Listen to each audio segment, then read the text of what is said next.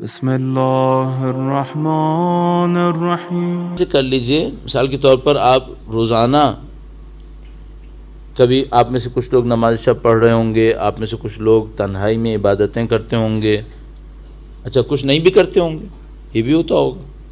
جو نہیں کر رہے اور وہ جو کر رہے ہیں دونوں سے عرض کر رہا ہوں، کوئی وقت نکال لیں اللہ کے حضور اسپیشلی استغفار کرنے کا. یعنی یہ اسائنڈ ایک ٹائم ہو، چاہے دن میں 2 منٹ ہو، چاہے 3 منٹ ہو. کس بات کا ٹائم ہے یہ ہے استغفار کرنے کا ٹائم. کب ہو سکتا ہے؟ بھائی فرض کرو کچھ سجدہ شکر لے لو، جو نماز شب پڑھ رہا ہے، لمبی لمبی نمازیں پڑھ رہا ہے، وہ کبھی بھی کر لے. جو فرض کرو نہیں کر رہا، میں ایسے کہ نہیں پہ لے کے جاؤں تاکہ منیمم کے اوپر چلا جائے. بھائی وہ نماز واجب تو پڑھ رہا ہوگا، واجب نمازوں کے بعد کوئی ایک سجدہ شکر لے لے، فجر کی نماز کے بعد لے لے، عشاء کی نماز کے بعد لے لے، یا کوئی دعائے قنوت لے لے. مثلا عشاء کی نافلہ میں دعائے قنوت لے لے، یا مثلا نماز شب کی وتر میں دعائے قنوت لے لے. کیا کرے؟ اپنے ذہن میں لائے میں نے کل کتنے گناہ کیے ہوں گے. جتنا ذہن میں لا سکتا ہے گناہ کے استغفار کے لیے. جو بہت امپورٹنٹ پوائنٹ ہے، گناہ کا ذہن میں آنا ہے. انسان کے ذہن میں یاد ہی نہیں رہتا میں نے کتنے گناہ کیے. جتنا کر سکتا ہے ریکال کرے میں نے کل کتنے گناہ کیے ہوں گے. کوشش کرے ہر گناہ پہ ایک استغفار کہہ لے. کتنا اچھا ہو کہ یہ استغفار کہتے وقت تھوڑا سا رو بھی لے اللہ کے سامنے. خاموشی سے، کسی کو دکھانے کا تھوڑی ہے. تو کیا کاؤنٹ کرے؟ مثلا یہ سوچے میں نے کل کتنے گناہ کیے ہوں گے، ایک ایک استغفار کر لیتا ہوں.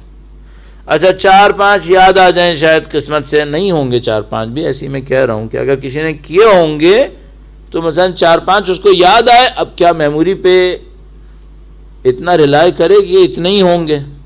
نہیں، ممکن ہے زیادہ ہوں. ممکن ہے مثلا میں نے کوئی غلط سوچا تھا، صحیح ہے پریکٹیکلی گناہ تو نہیں کیا تھا، لیکن اس کا بھی تو ایک اثر ہوتا ہے روح کے اوپر. کیا کرے؟ یہ کہے بھائی کل جو گناہ یاد کیے ان پہ بھی استغفار کر لیتا ہوں، جو مجھے یاد نہیں آ رہے 10 استغفار اس پہ بھی کر لیتا ہوں. یہ کل کا ہو گیا. پھر اسی طرح پیچھے جائے، 10 استغفار کر لیتا ہوں ایک ہفتے میں پچھلے جتنے گناہ کیے. 10 استغفار اس پہ کر لیتا ہوں ایک سال میں جتنے گناہ کیے. 10 سے معاملہ نبٹ جائے گا. شاید ہر روز کرتا رہوں اور دل لگا کے خدا سے مانگتا رہوں تو خود فرماتے ہیں من جد وجد، جو کوشش کرتا ہے اسے مل جاتا ہے. شاید دے دے گا خدا. میں اپنے طور پہ سوچتا ہوں مثلا ہمارے اور آپ کے گھر پر بھی اگر کوئی آدمی آئے ہر روز کھڑے ہو کر کچھ مانگے تو کچھ شرم و حیا ہمیں بھی آتی ہے کہ یار دے ہی دو بھائی اب اس کو. تو اگر کوئی شخص ہر روز سنسیئرلی خدا کے سامنے کھڑے ہو کر استغفار کرے، واقعاً توبہ کرے، 100 سال کے گناہ بھی ہوں تو خدا شاید معاف کر دے گا. عزیزان محترم، اس کام کو ضرور کر لیں. اور کس نیت سے کریں؟ اس نیت سے کریں کہ میں نے اپنی روح کو اتنا صاف کرنا ہے تاکہ میں اس سے صحیح فیصلے کر سکوں. اچھا اس بات کی نشانی کیا ہوگی کہ خدا نے میرے استغفار قبول کر لیے یا نہیں کیے؟ جتنا اگلے دن میرے فیصلے صحیح ہونا شروع ہوئے، اس بات کی نشانی ہوگی کہ پچھلی استغفار قبول ہو رہی ہے. اچھا اگر ایسا ہو میں ہر روز استغفار کر رہا ہوں اور ہر روز وہی غلطیاں دوبارہ کیے جا رہا ہوں، اس کا مطلب ہے بات نہیں بن رہی. آبجیکٹو منہ سے استغفر اللہ کہنا نہیں ہے، آبجیکٹو یہ کہ فیصلے صحیح ہونے چاہیے. اچھا یہ تو ہو گیا صاحب ان اعمال کے لیے، غلط اعمال کے لیے جو میں نے کیے ہوں گے، میری روح کے اندر آ گئے ہوں گے. اب مجھے بری عادتوں کے اوپر کچھ بات کرنی ہے آپ سے. بری عادت سے کیسے جان چھڑانی ہے، یہ میں نے استغفار کا آپ کی خدمت میں عرض کر دیا ہے.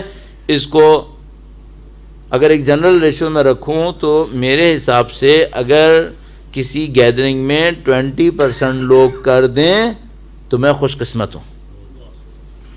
میرا حساب کہتا ہے کہ اگر 20% لوگ بھی ایک جگہ پہ بولنے پر کوئی کام کر دیں ہم خوش قسمت ہیں. پھر تو ہم نے حسیب کر لیا ہے. اور میرا اندازہ یہ ہے کہ اتنا ہو جاتا ہے کافی جگہوں کے اوپر. تو میں آپ سے 10 بستہ بغیر ہاتھ جوڑے، ہاتھ تو نہیں باندھے ہوئے میں نے، لیکن 12 ہاتھوں پہ ہاتھ رکھا ہوا ہے، اسی کو سمجھ لیں 10 بستہ التجا کروں گا اپنے اور اپنی اگلی نسلوں پہ رحم کریں اور یہ کام ضرور کر لیں، ورنہ یہ کنٹامنیشن آگے چلے گی اور خدا نہ کرے ہماری اگلی نسلوں کو جو گراؤنڈ ملے ہماری وجہ سے غلط ملے، یہ نہ ہو جائے کہیں. درود بھیجے گا محمد و آل محمد.